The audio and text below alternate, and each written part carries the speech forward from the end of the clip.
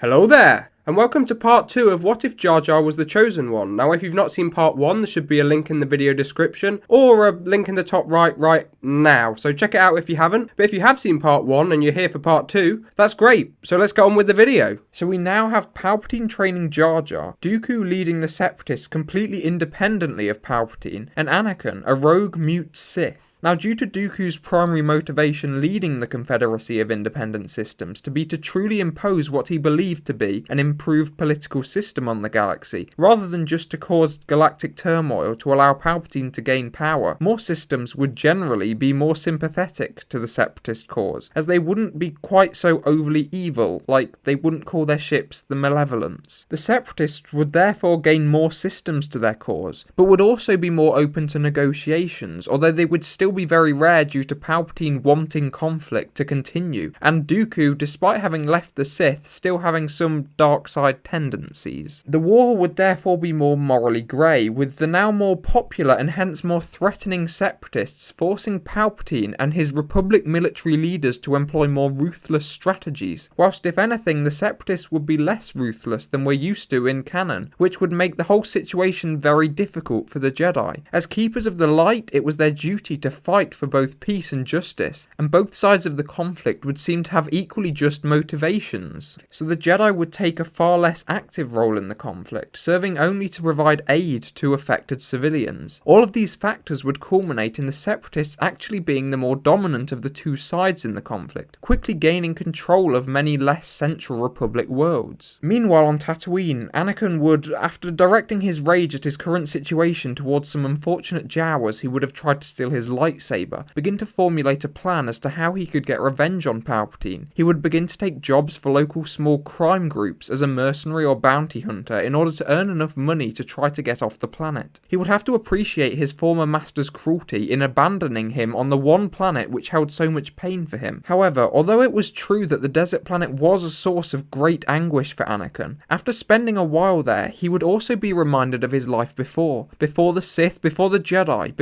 when he was just a boy with his mother, a boy with dreams of liberating slaves and helping people. These memories certainly wouldn't turn Anakin away from his pursuit of revenge against Palpatine and the Jedi, but they would remind him of what he'd always wanted to do, free slaves on Tatooine and in the galaxy in general. At first he would reject these thoughts as ideas of a naive boy and attempts to justify the work he was doing for people who often kept slaves, until one time after a job he would return to a client to receive his payment to see them beating a slave, and all at once he would no longer be able to sit idly by. He would draw his blade and impale his employer. Immediately the guards in the room would draw their blasters and open fire. Anakin would quite handily slice each one down, leaving only the slave and himself alive in the room. He would then turn and leave. And so from then on, Anakin would begin to make a reputation for himself, first on Tatooine and then on many worlds where slavery was rife. And over time his rage would subside. He would certainly still draw on the dark side of the Force, and he would have no qualms killing those he believed deserved it. But steadily, over time, he would become more of a balance between the light and the dark. He would still fully intend to have revenge against Palpatine and the Jedi, but this would no longer be his only drive, and this need for revenge would now stem in part from the parties in question not having done enough to end slavery, as well as his personal anger against them. He would have to admit that doing good, even in a somewhat questionable way, felt rewarding. Checking back in with the war, the Separatists would now be definitely winning. Palpatine would be unable to take out Dooku as his former apprentice would be constantly moving around in the galaxy, aware that if he stayed in place for too long, Palpatine was a very real danger to him. However, there would be a silver lining for Palpatine, that this heightened desperation and fear within the Republic would cause both anger and general negative sentiment against the Jedi for their lack of involvement in the conflict, and also division within the Order itself, as some Jedi would feel it their duty to the Republic to fight, whilst others would argue that the Republic was not the light, and that it certainly had done some rather questionable things in the war this far. In attempts to reduce the turmoil within the Order, the Council would decide it best to allow Jedi who wanted to take a more active role in the war to do so. So some Jedi would join the fight, and whilst this would satisfy the Jedi in favour of fighting for the Republic, and most of the Jedi who didn't have too strong of an opinion either way, those who were strongly opposed to the Jedi acting in a more militant capacity would feel even even more disillusioned with the Order. Nonetheless, these now Jedi generals would prove to be very effective, at least initially, at combating the Separatist droid forces, to the extent that the Republic would retake certain sectors they had previously lost. This would be because the Separatist tactical droids would have no experience of fighting Jedi, hence would, until they'd gathered sufficient experience of Jedi, be extremely ineffective against them in general. During this period of more frequent Republic victories, Anakin's reputation would continue to grow to the extent that his very existence would be enough to inspire some slaves to try to rise up against their owners. This would be a major concern for many of the gangs and criminal empires who relied heavily on slave labour, and so they would agree that Anakin must be killed. But after numerous failed attempts on the former Sith's life, their concern would become known by Palpatine, knowing that this halt in the Separatist advances was only temporary until the tactical droids learned the Jedi's strategies. Palpatine would approach this council of cartel bosses and offer that in exchange for the death of Anakin, each of the syndicates agreed to provide the Republic access to weapons and hyperspace lanes, whilst treating the Confederacy of Independent Systems inhospitably. So whilst they wouldn't officially be allies of the Republic, as the Republic wouldn't want to be seen as associating with criminals, they would be pretty close to allies. That is, if Palpatine could deal with his former apprentice, or maybe more accurately, have him dealt with. Palpatine would inform the Jedi of this rogue Force user with a red blade in the Outer Rim, who was disrupting peace and order, and insist that they deal with him. He would primarily want the Jedi to do this, as he would want any negative response to the support of slavers directed towards the Jedi directly. Once again, this would reignite the division within the Order, as the Jedi who felt duty to the Republic would argue that it was their responsibility to destroy the dark side, whilst other Jedi would point out that they only knew this person to use a red blade, and from what their intelligence suggested was actually somewhat of a vigilante, and whilst their methods may not be entirely sound, they were still fighting for a somewhat noble cause, the downfall of slavery. Unlike with involvement in the war, however, there wasn't really a compromise which would satisfy both parties, and due to the political pressure from Palpatine and general concerns about the rising tension within the Order, a decision would be made quickly to do as the Chancellor suggested and hunt and preferably capture this red blade wielding Force user, and so a small Jedi task force would begin this mission. As to be expected though, a significant proportion of the Jedi would be very opposed to this decision, and for some it would be the final straw. So following the decision, some Jedi would begin to leave the Order, deciding they would be able to contribute to the galaxy better if they acted alone or potentially in small groups. This would, as it turned out, cause a snowball effect, as with each departure from the Order, the overall voice of the Order would become more supportive of serving the Republic, which would in turn push more Jedi to leave who disliked the direction of the Order, and so on. So over the next few standard months, whilst Jedi still searched for Anakin, their numbers would drastically decline, and after this mass exodus of Jedi from the Order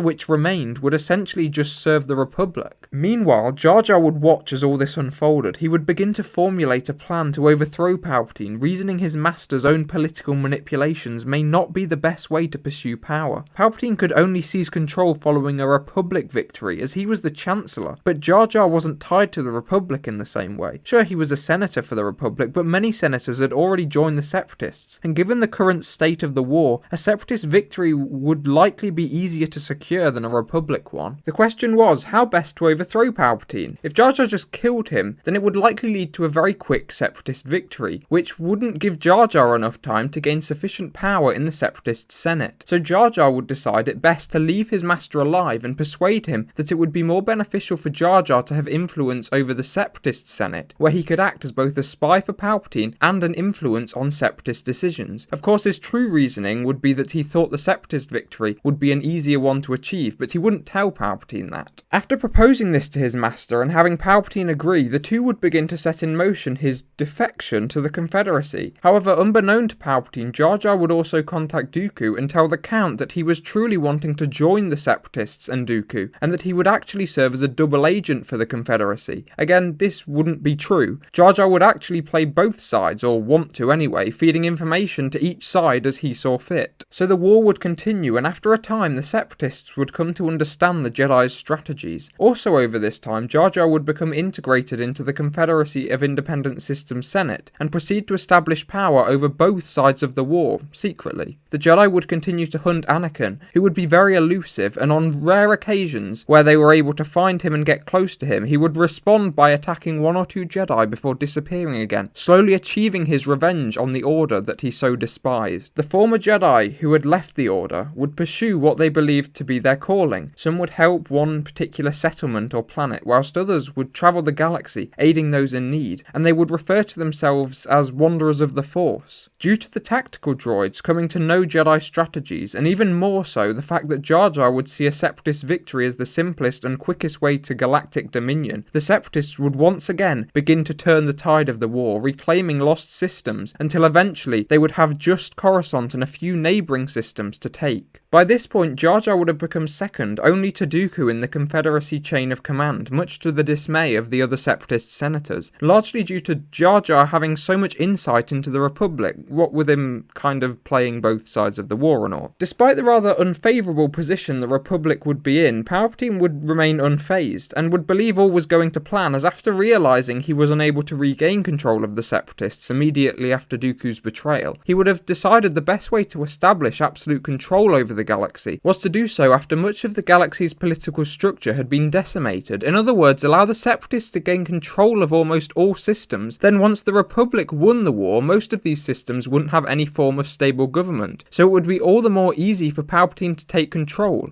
Of course, this would rely on a Republic victory for Palpatine, but that would just be a matter of having Jar Jar kill Dooku and then take the Count's place, and then the rather clumsy Gungan senator would just lose the war. But for Jar Jar, the stage would be set. He would be ready to take control. He would first inform Dooku that Palpatine had taken a small detachment of clones and fled to Malachor as he was afraid of an impending Separatist attack on Coruscant. He would then tell Palpatine that Dooku was going to Malachor in aims to retrieve knowledge from the Sith temple there. So Dooku would, with a significant number of Separatist forces, travel to Malachor in hopes of ending his former master and the war, whilst Palpatine would inform the Jedi, inform may not be accurate, more like command the Jedi considering their relationship to the Republic at this point, of Dooku's presence on Malachor, and then all the senior Jedi and a small detachment of clones would travel to the planet. Palpatine would also go, although this would be done in secret, as he would want to find out what Dooku was supposedly trying to find in the Sith temple. So we now have what remains of the Jedi Order, some clones, Dooku, and a whole ton of droids travelling to Malachor, with Jar Jar and Palpatine also travelling there, but in secret. Each respective party would arrive and converge on the Sith temple, and within moments of the Jedi reaching the temple with their clones, they would engage the droids who would have arrived minutes earlier. Dooku would have taken a small detachment of droids separately, and would be attempting to find Palpatine somewhere on the planet. Palpatine would be doing the same with Dooku, although he would have with him a few clones under the influence of their inhibitor chip, and Jar Jar would be monitoring them both via trackers on their respective entourages, ready to pounce on the inevitable fight between the two, to join and finally seize control. Eventually the two groups would reach the centre of the temple, and a conflict would ensue. Clones versus droids, Sith versus former Sith, Master versus former apprentice. Soon into the fight, Dooku would realise though that he was no match for Palpatine, and would retreat whilst calling droid reinforcements to cover his escape from the other battle. You know, the one with the Jedi in, so the droids are leaving the battle with the Jedi and aiding Dooku's escape. Dooku wouldn't have planned for the Jedi's presence on the planet, so it would soon become apparent that he and his forces weren't going to be able to kill Sidious. However, in some quick tactical reconsideration, he would decide that this battle could still be a decisive victory for the Confederacy. If he were able to escape whilst his forces targeted the Jedi, he could at least leave this battle having caused significant damage to the Order, whom Dooku was very much aware were the largest obstacle to taking Coruscant. So Dooku would make his way back to his personal shuttle while simultaneously ordering this attack on the Jedi, whilst also calling further droid reinforcements to join the fight, who were currently on his command ship in orbit. It didn't matter to him how many droids he lost. They were replaceable, the Jedi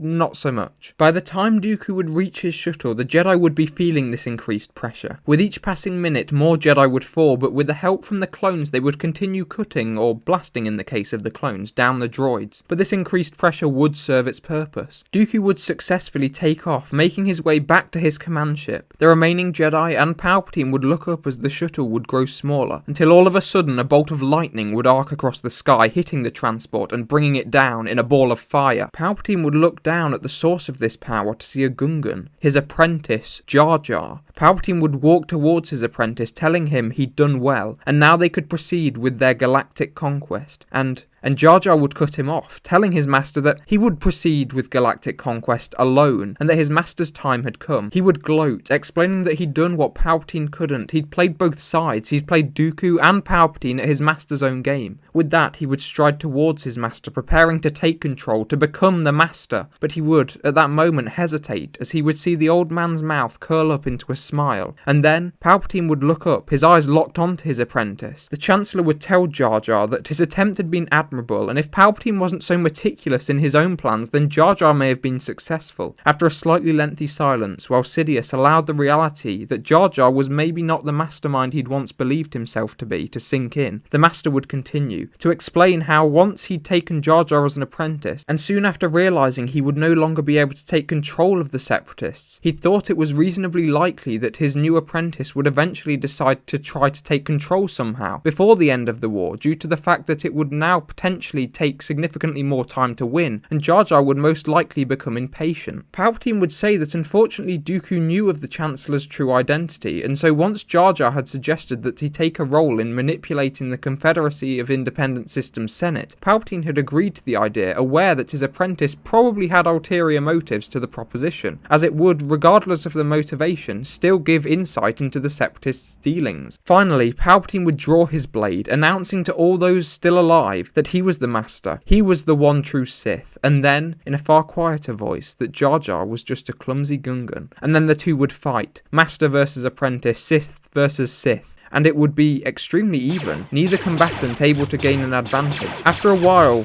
both would be knocked back, and in the lull in the engagement, Palpatine would once again compliment his apprentice, saying that he had learnt well, but then continue to, speaking into a comm device from inside his sleeve, utter the words, "Execute Order 66. In response, Jar Jar would scoff, as the clones on the planet began to turn on the remaining Jedi. He would ask if Palpatine forgot that the Gungan wasn't a Jedi, he was a Sith. Palpatine would just smile and respond that perception determines reality, and then Jar Jar would hear the sound of clones behind him, and would realise that Palpatine must have added him to the list of Jedi for the targets of the Order. Blasters would begin to fire, Sidious would lunge lightsaber first at Jar Jar, and the fight would proceed, but not for long. Now with aid from the clones, Palpatine would quickly gain the advantage, with Jar Jar being forced into the centre of the temple, in full retreat, until eventually a blaster bolt would connect with the Gungan's chest. Jar Jar would be knocked down by the crystal thingy in the centre of the temple. He would wait for the inevitable barrage of blaster bolts to end him, but after a moment would look up to see Palpatine above him smirking, his hand up commanding the clones to cease fire. He would cackle, saying that this was his honour, his reward for the countless hours with the stupid, bumbling, clumsy Gungan. Jar Jar, despite the fatal injury to his chest, would suddenly feel rage, burn hotter than ever before, and in a raspy voice would tell his master, "Misa not alike that word," and summoning all of his rage, would reach out with the Force to take the crystal behind him, willing with all his anger the weapon to activate, and suddenly the ground would shake, the crystal would glow, and then all on the planet would be stone, the clones, the droids, the Sith, the Jedi, all dead. Jar Jar would successfully activate the weapon. So due to the fact that both sides would have lost their leaders, neither the Separatists nor the Republic would be able to take advantage of the chaos that would result from the incident on Malachor. However, once the Separatists had recovered from the loss of Dooku, they would eventually win the war, mostly due to their overall numbers advantage, and even more so the lack of Jedi left to defend the Republic. And once the conflict had come to an end, and an initially uneasy peace had been established, negotiations would resume, and planets would begin to establish themselves in the new political system. The new Senate would once again be plagued by the inevitable problems associated with democracy and bureaucracy, but unlike the Republic before it, it wouldn't be under the control of a Sith, so I guess that's a plus. And all throughout the galaxy, Wanderers of the Force and other Force sensitives would act how they saw fit. Many would pursue justice, however they thought justice should be pursued, whether that be providing food and charity to victims of the war, or perhaps continuing to kill slavers and gangsters around the galaxy. Some would act selfishly, and others selflessly, but the Force would now not be restricted to Sith or Jedi, but instead would be far more free. The Jedi gone, the Sith gone, balance restored, prophecy fulfilled.